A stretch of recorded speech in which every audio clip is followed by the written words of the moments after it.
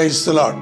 మన ప్రభువును ప్రియ రక్షకుడైన యేసుక్రీస్తు నామములో మీకు శుభములు తెలియచేస్తున్నాను. క్రైస్ట్ కవెనెంట్ చర్చ్ నిర్వహించు మహిమగల సంఘం అనే ఆధ్యాత్మిక కార్యక్రమమును మీరు చూస్తూ దీవించబడుచున్నారని ప్రభువుని స్తుతిస్తూ ఉన్నాం.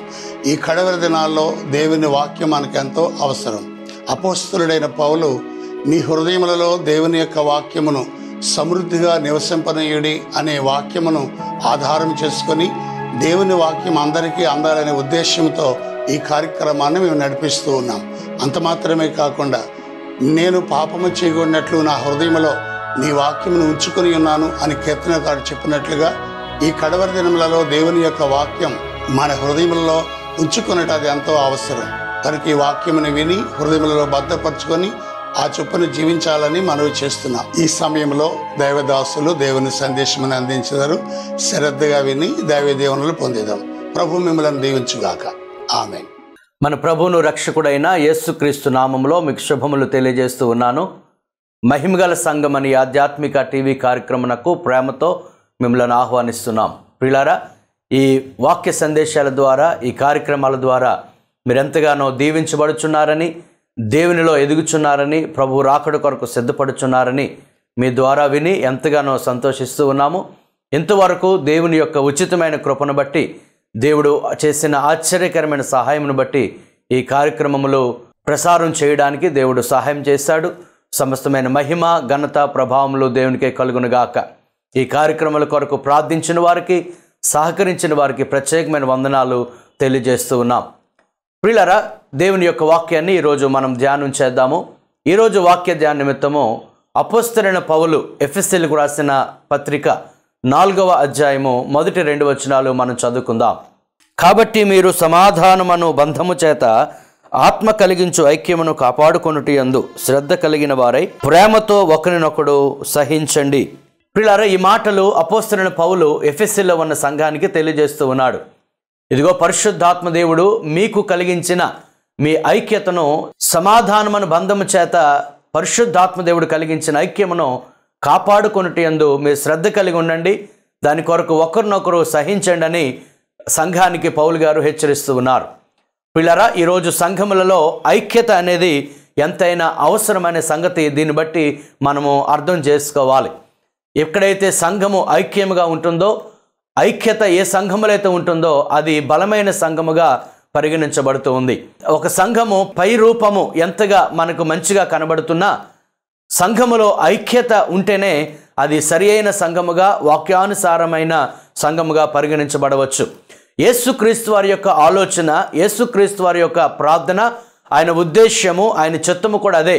దేవుని నమ్మిన ప్రజలందరూ, ఆయన చేత ఏర్పాటు చేయబడిన ప్రతి విశ్వాసి, ప్రతి సంఘము, ప్రతి సేవకులు, ప్రతి కుటుంబము కూడా ఐక్యంగా ఉండాలని దేవుడు కోరుకుంటూ ఉన్నాడు. యేసు ప్రభు వారు ఆశిస్తూ ఉన్నారు. యోహాను సువార్త 17వ అధ్యాయము 21, 22 వచనాలు చదివినట్లయితే యేసుక్రీస్తు వారు చేసిన ప్రార్థనలో ఒక ముఖ్యమైన భాగము మనకు అక్కడ కనబడుతూ ఉంది.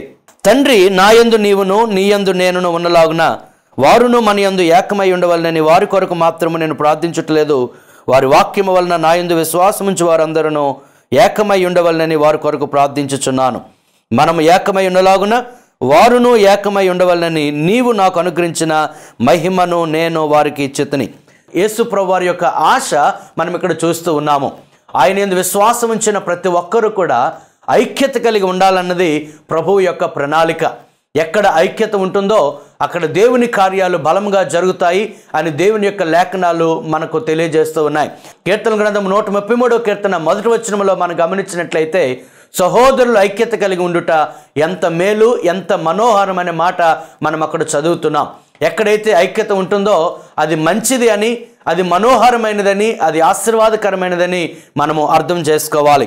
అదే అధ్యాయంలో, అదే కీర్తనలో 3వ వచనం చదివినట్లయితే, అచ్చట ఆశీర్వాదమును శాశ్వత జీవమును ఉండవలనని యెహోవా సెలవిచ్చుచున్నాడు అని మనం అక్కడ చదువుతున్నాం. ఎక్కడైతే ఐక్యత ఉంటుందో అక్కడ దేవుని యొక్క ఆశీర్వాదం ఉంటుంది, అక్కడ శాశ్వతమైన జీవం ఉంటుందని ఆ లేఖనాలు బట్టి మనం అర్థం చేసుకోవాలి. అలాగే మత్తయి సువార్త 18వ అధ్యాయం 19వ వచనంలో మనం చూసినట్లయితే, భూమి మీద ఎక్కడైతే ఇద్దరు లేదా ముగ్గురు ఏకీభవించి దేన్నైతే అడుగుతారో పరలోకమందున్న తండ్రి వారికి అనుగ్రహిస్తాడు, వారి ప్రార్థన వింటాడు అనే సంగతి మనం గమనిస్తున్నాం.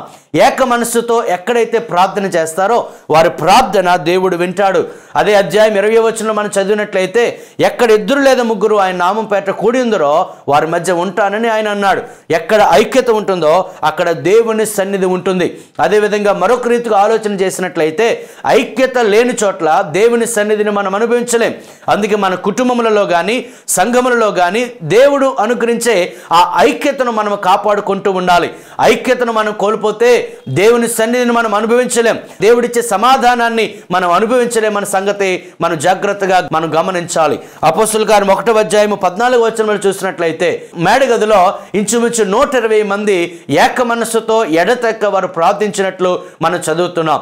ఎప్పుడైతే వారు ఏక మనస్సుతో దేవునికి పరిశుద్ధాత్మ కొరకు ప్రార్థన చేశారో 2వ అధ్యాయం మనం చదువుతున్నామో దేవుడు వారందరూ కలిసి ప్రార్థించినప్పుడు పరిశుద్ధాత్ముడు అక్కడ కుమ్మరించబడ్డాడు. వారందరూ కూడా దేవుని యొక్క శక్తిని పొందుకొని దేవుడు వారికి అనుగ్రహించిన వాక్శక్తి కొలది వారు అన్య భాషలతో మాట్లాడసాగిరి అని 2వ అధ్యాయంలో మనం చదువుతున్నాం.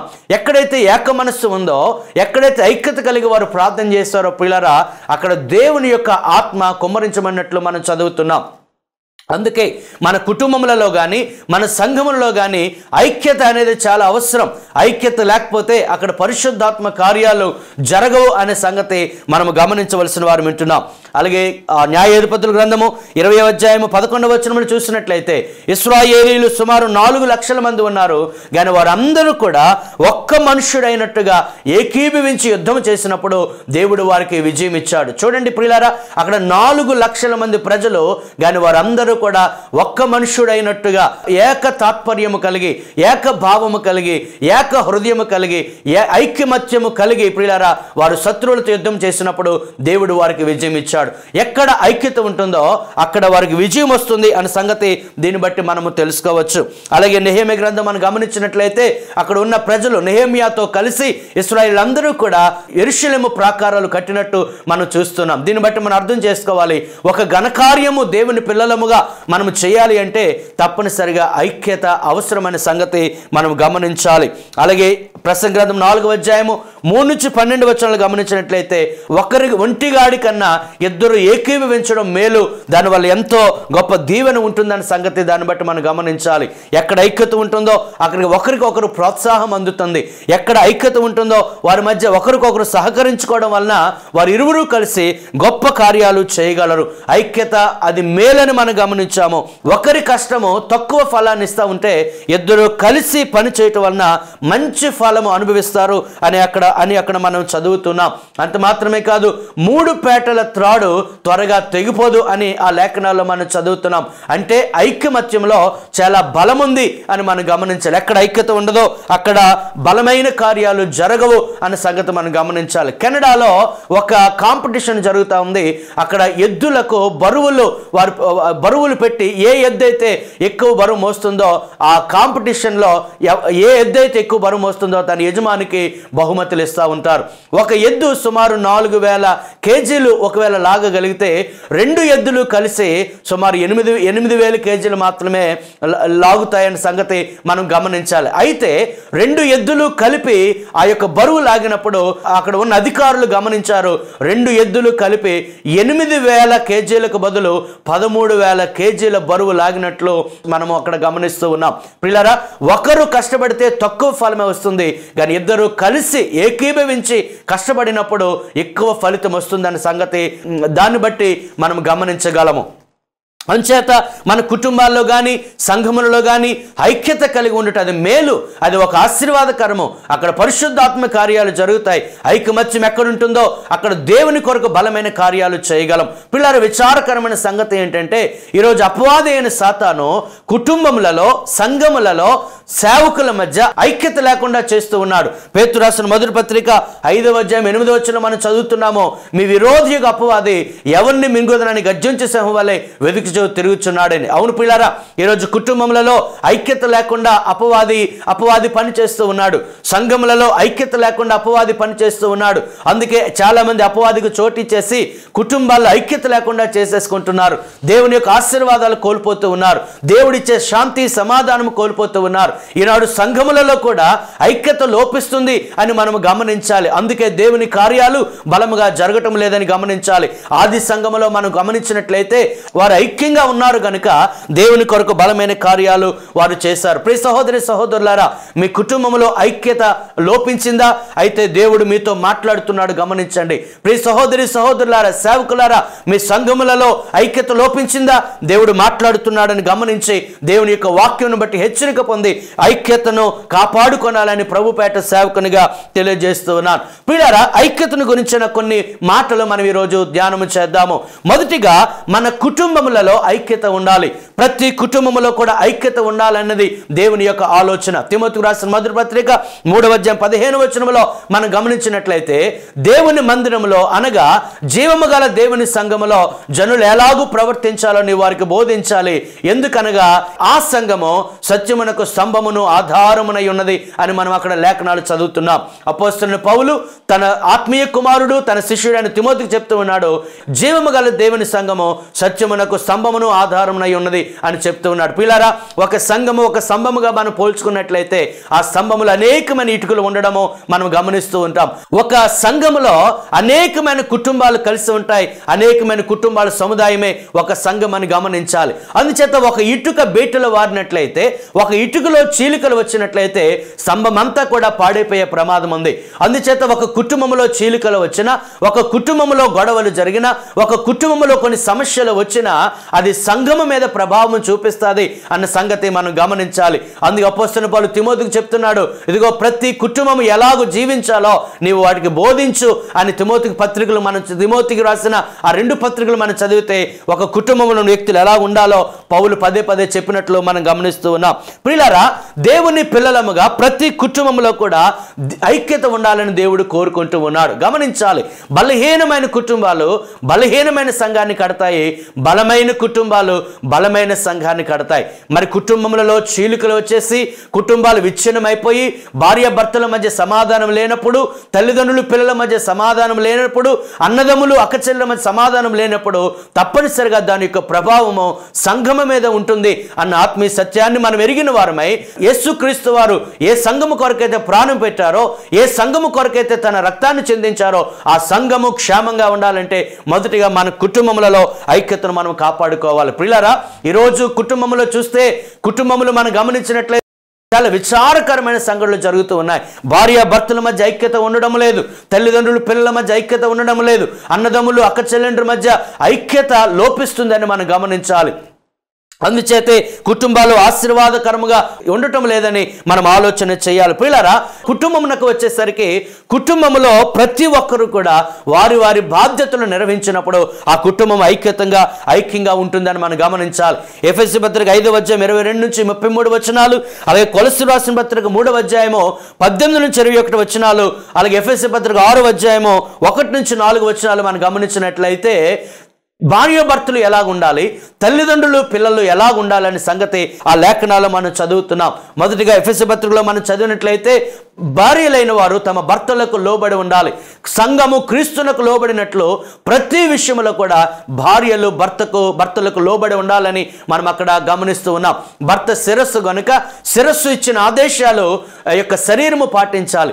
శిరస్సు ఇచ్చిన ఆదేశాలు భార్య పాటిస్తూ ముందుకు వెళ్ళినప్పుడు ఆ కుటుంబము చక్కగా ముందుకు వెళుతా ఉంది. అలాగే భర్తలైన వారికి కొన్ని సూచనలు ఇవ్వబడ్డాయి. భర్తలైన వారు భార్యలైన వారిని ప్రేమించాలి. ఎలాగూ ప్రేమించాలి? క్రీస్తు సంఘమును ప్రేమించినట్లు, సంఘము మచ్చ డాగు కలంకం ఉన్నప్పటికీ ఆ సంఘమును ప్రేమించినట్లు ప్రియులారా భార్యలను భర్తలైన వారు ప్రేమిస్తూనే ఉండాలి. తన శరీరమును తాను ఎలాగైతే ప్రేమించుకుంటాడో అలాగ తన భార్యను ప్రేమించాలి. తన్ను ఎలాగైతే ప్రేమించుకుంటాడో అలాగే తన భార్యను ప్రేమించాలని ఆ లేఖనాల్లో చదువుతున్నాం. కొలస్సీ పత్రిక చదువుతున్నాము, భర్తలారా మీ భార్యను నిష్ఠూర పెట్టకూడదు అని మాట చదువుతున్నాం, అనగా మీ భార్యలను ఏడ్పించవద్దన్న మాట చదువుతున్నాం. పిల్లరా, ఎక్కడైతే భార్యలు కానీ భర్తలు కానీ తమ బాధ్యతలను నిర్వహించకుండా దేవుని వాక్యమునికి విరోధకరముగా, దేవుని వాక్యమునికి విరోధంగా జీవిస్తూ వారి ఇష్టానుసారంగా జీవిస్తారో ఆ కుటుంబములలో చీలికలు ఏర్పడతాయి. పిల్లరా, ఈరోజు విడాకులు అన్న మాట చాలా మనము తరచుగా మనం వింటూ ఉన్నాం. ఆనాటి కాలంలో విడాకులు అన్న పదమే ఒక శాపవచనంగా మనం భావించేవారము. కానీ ఈరోజు చాలా సులువుగా ఇదిగోండి వారు విడాకులు తీసుకున్నారండి అని చాలా సులువుగా చెప్పేస్తున్నాం. పిల్లారా, ఎందుకు అంటే ఈరోజు కుటుంబ వ్యవస్థ రోజు రోజుకి విచ్ఛిన్నం అయిపోతా ఉంది. భార్య భర్తలైన వారు కొంతకాలం కలిసి ఉంటున్నారు, వారు నచ్చకపోతే వెంటనే విడిపోతున్నారు. బైబిల్ చెప్తూ ఉంది, దేవుడు జతపరిచిన వారిని మనుషులు వేరుపరచకూడదు. పిల్లారా, ఒక కుటుంబ వ్యవస్థను దేవుడు ఏర్పరిచినప్పుడు కలకాలం ఆ కుటుంబం కలిసి ఉండాలని, ఐక్యత ఉండాలని ప్రభు కోరుకుంటున్నాడు. ప్రియ సహోదరి సహోదరుడా, మరి మీ కుటుంబంలో ఐక్యత ఉంటుందా? ఐక్యత లేనట్లయితే దేవుని యొక్క ఆశీర్వాదాలు కోల్పోతున్నారని సంగతి గమనించి మీ ఐక్యతను మీరు కాపాడుకోనండి. పిల్లారా, కొన్నిసార్లు భార్యాభర్తల మధ్య చీలికలు రావడానికి ఒకవేళ గర్వము, అహము లేదా ఇగో కారణం కావచ్చు. అది తొలగించుకుంటే ఐక్యత ఉంటుంది. కోపము కారణము కావచ్చు, అసూయ కారణము కావచ్చు, స్వార్థము కారణము కావచ్చు. భార్యాభర్తలు విచ్ఛిన్నం అయిపోవడానికి కొన్నిసార్లు అనుమానమే కారణము కావచ్చు. ప్రియులారా, వీటికి మనం ఏమాత్రము కూడా త్రోవ ఇవ్వకుండా దేవుని యొక్క వాక్యానికి మన కుటుంబంలో చోటిస్తే ఆ కుటుంబము చాలా ఐక్యత కలిగి ఉంటుంది, దేవునికి సంతోషకరమైన కుటుంబంగా ఉంటుంది. ప్రియులారా, వీటికి బదులు కుటుంబంలో ప్రేమ ఉండాలి. కొరింథీయులకు రాసిన మొదటి పత్రిక 13వ అధ్యాయము 4-8 వచనాలు చదివితే దైవికమైన ప్రేమ ఎలాగుంటుందో అక్కడ అపోస్తలుడైన పౌలు సంఘానికి వివరించాడు. ప్రియులారా, కుటుంబంలో కేవలం శారీరకమైన ప్రేమ కాదు కానీ దైవికమైన ప్రేమ ఉండాలి. దైవిక ప్రేమ దయ చూపిస్తుంది, అది మత్సరపడదు, స్వప్రయోజనము విచారించుకోదు, త్వరగా కోపపడదు. ఇలాంటి అనేకమైన విషయాలు కొరింథీయులకు రాసిన మొదటి పత్రిక 13వ అధ్యాయంలో చదివితే ఒక దేవుని ప్రేమ గురించి మనం అర్థం చేసుకోవచ్చు. అలాగే కుటుంబంలో సంభాషణ ఉండాలండి. ఐక్యతను కాపాడుకున్నటకు సంభాషణ అనేది, కమ్యూనికేషన్ అనేది చాలా ప్రాముఖ్యమైనది. ఈరోజు కుటుంబంలో సంభాషణ రోజు రోజుకి తగ్గిపోతా ఉంది. సాధారణంగా మనం గమనించినట్లయితే మధ్య తరగతి చెందిన కుటుంబాల్లో ప్రతి ఒక్కొక్కరికి కూడా ఒక్కొక్క మొబైల్ ఫోన్ ఉంటుంది. తండ్రికి ఒక మొబైల్ ఫోను, తల్లికి ఒక మొబైల్ ఫోను, కుమార్తెకు ఒక్కొక్క మొబైల్ ఫోన్లు ఉంటున్నాయి. సెల్ ఫోన్లు వారు పట్టుకొని ఎవరికి వారు చాటింగ్ చేసుకుంటూ ఎవరికి వారే కూర్చుంటున్నారు. కానీ పిల్లారా, కలిసి భోంచేయడం అనేది, కలిసి మాట్లాడుకోవడం అనేది, కలిసి కుటుంబ విషయాల్లో చర్చించుకోవడం అనేది, కలిసి ప్రార్థించి కలిసి వాక్యం ధ్యానించడం అనేది ఈరోజు కుటుంబంలో కరువైపోతుంది. గమనించాలి, ఎక్కడ అధిక సంభాషణ ఉంటుందో అక్కడ ఐక్యత ఉంటుంది. అలాగే కుటుంబంలో గిఫ్ట్స్ అనేవి ఇచ్చిపుచ్చుకుంటూ ఉండాలి, అప్పుడే ఐక్యతను కాపాడుకోగలము. అలాగే ఒకరికి ఒకరు సర్వీస్ చేసుకోవాలి, పరిచర్య చేయాలి, అప్పుడే ఐక్యతను మనం కాపాడుకోగలము. అలాగే ఒకరికి ఒకరు సమయాన్ని ఇవ్వాలి, అప్పుడు ఐక్యతను మనం కాపాడుకోగలం అనే సంగతి మనం గమనించాలి. ప్రియులారా, ఏ కుటుంబం అయితే కలిసి ప్రార్థిస్తుందో ఆ కుటుంబం కలిసి ఉంటుంది. మరి మీ కుటుంబంలో ఐక్యత ఉందా? ఒకవేళ ఐక్యత లేనట్లయితే అది అపవాది పని అని గమనించి ఒకరితో ఒకరు సమాధానం పడండి. సంవత్సరాల తరబడి ఒకరు భార్య భర్తలుగా మీరు వేరుగా ఉండినట్లయితే మిమ్మల్ని మీరు తగ్గించుకొని భార్య భర్తలుగా మరలా సమాధాన పడండి. కలిసి మీ జీవితాన్ని కొనసాగించాలని కోరుతూ ఉన్నాను. అన్నదమ్ముల అక్క చెల్లెలుగా ఒకరు మీ మధ్య మాటలు లేనట్లయితే, సమాధానం లేనట్లయితే పరిశుద్ధాత్మ దేవుడు మీతో మాట్లాడుతూ ఉన్నాడు. మీరు సమాధాన పడండి. మీరు సమాధాన పడకుండా ఎన్ని ప్రార్థనలు చేసినా మీ ప్రార్థనలకు జవాబు రాదు అనే సంగతి గమనించి సమాధాన పడవలసిందిగా ఒక సేవకునిగా ప్రేమతో తెలియజేస్తున్నాను. ప్రియులారా, మొదటిగా మన కుటుంబములలో ఐక్యత ఉండాలి. రెండవది గమనించినట్లయితే సంఘములో ఐక్యత ఉండాలి. ఆనాటి ఆది సంఘములో మనం గమనించినట్లయితే 120 మంది మేడగదిలో ఉన్నప్పుడు వారు ఏక మనస్సుతో ఎడతెగక ప్రార్థించారు. 120 మంది విశ్వాసులు ఉన్నప్పుడు అక్కడ ఐక్యత ఉంది. తర్వాత అపోస్తలుడైన పౌలు పరిశుద్ధాత్మ పొందుకున్న తర్వాత దేవుని యొక్క వాక్య సువార్తను ప్రకటించినప్పుడు 3000 మంది రక్షణ పొందారు. అంటే 3000 మంది సంఘములో చేర్చబడ్డారు.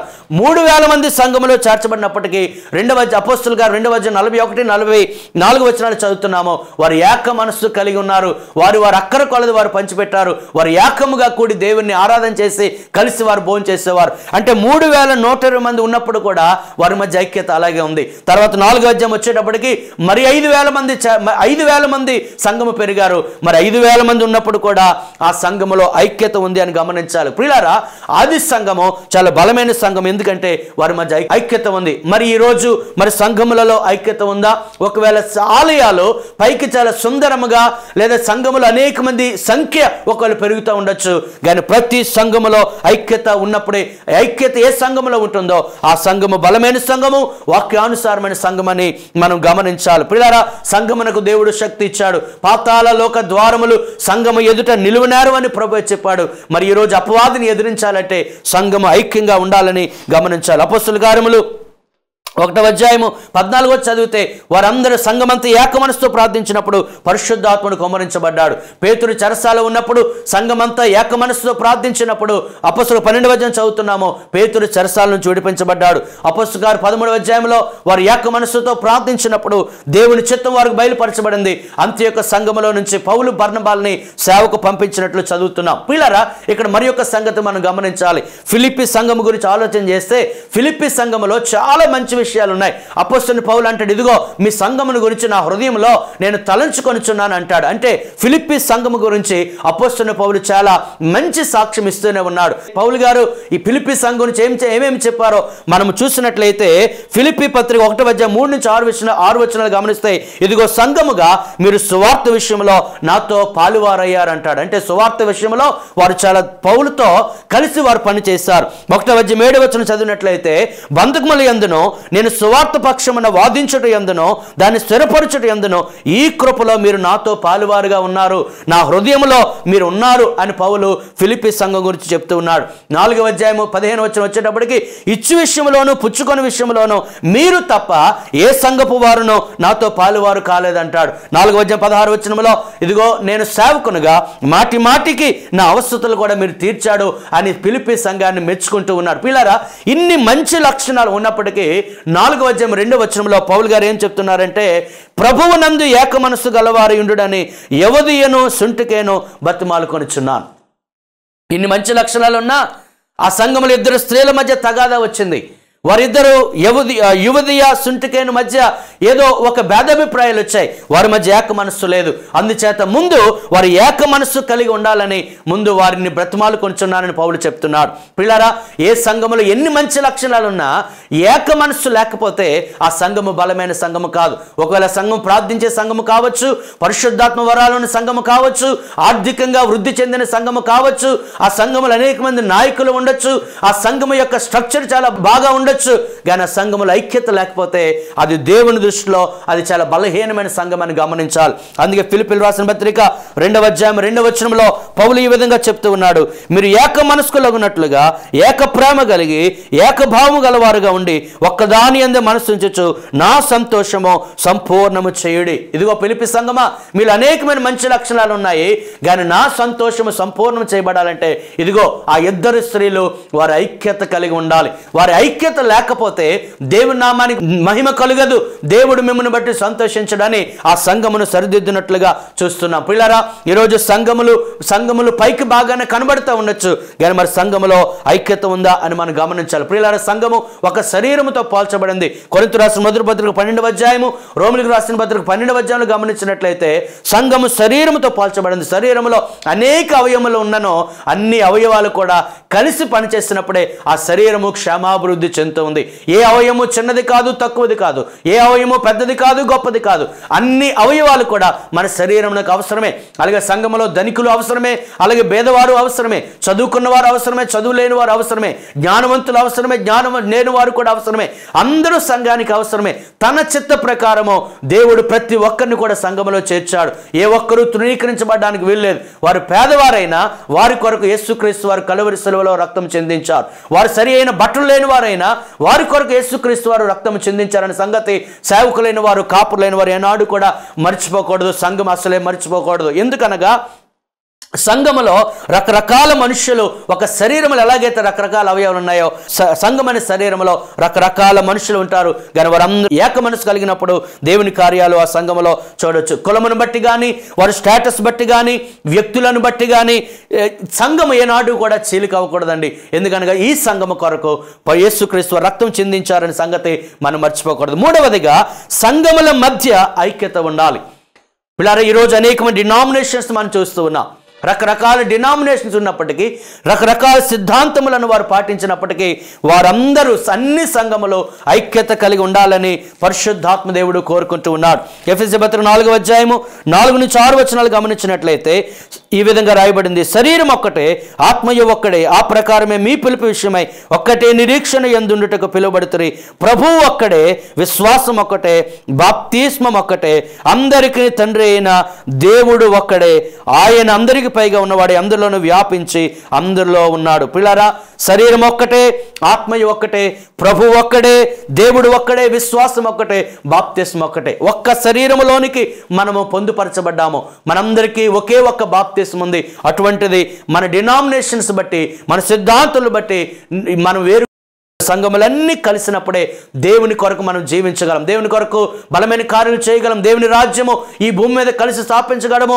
అపవాది అయిన సాతాను మనం కలిసి ఉన్నప్పుడే ఎదిరించగలమని సంగతి మనం గమనించాలి. అలాగే సంఘముల మధ్య ఒకరికొకరు సహకారం ఉండాలి. పెద్ద సంఘములుగా పిలువబడుతున్న వారు చిన్న చిన్న సంఘములకు సహకారం అందించాలి. వారికి ఆలయాలు కట్టే విషయంలో, సేవకులకు సహకారం అందించే విషయంలో పెద్ద సంఘములు కలిగిన వారు చిన్న సంఘములకు సహకరించాలి. ఆనాడు అపొస్తలుల కార్యములు మనం గమనించినట్లయితే అంతియోకియ సంఘము నుంచి యెరూషలేము సంఘమునకు ఆర్థిక సహకారం వెళ్ళినట్లు మనం గమనిస్తూ ఉన్నాం.